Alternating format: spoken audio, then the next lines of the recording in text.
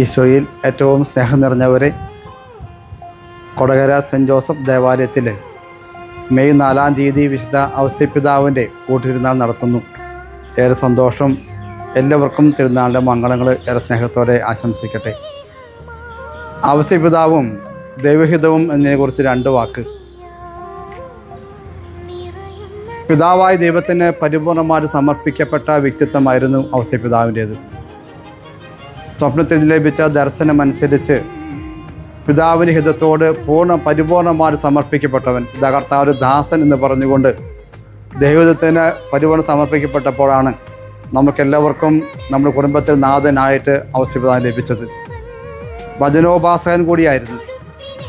ദൈവത്തിൻ്റെ വചനം ജീവിതത്തിൽ പ്രാവർത്തികമാക്കി കഠിനാധ്വാനത്തിലൂടെ, മരപ്പണി എന്ന ജോലിയിലൂടെ തന്നെ അത് ഏറെ സന്തോഷത്തോടും ഏറെ ഇഷ്ടത്തോടും ദൈവത്തിന് പരിപൂർണ്ണം സമർപ്പിക്കപ്പെട്ട് തൊഴിലാളി മധ്യസ്ഥനായിട്ടും അതോടൊപ്പം തന്നെ പിതാവായ ദൈവത്തിൻ്റെ ഇഷ്ടം ജീവിതത്തിൽ പരിപൂർണ്ണം സമർപ്പിക്കപ്പെട്ടും ഈശോയുടെ വളർത്തി പിതാവാകാനായിട്ട് ഔസേപ്പിതാവ് തിരഞ്ഞെടുത്തത് അതുകൊണ്ട് തന്നെയാണ്. പ്രിയപ്പെട്ടവരെ, നമുക്ക് അഭിമാനിക്കാം.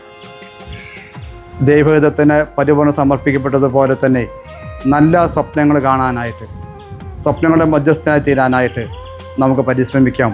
ഈശോ നമ്മെ എവരെയും അനുഗ്രഹിക്കട്ടെ.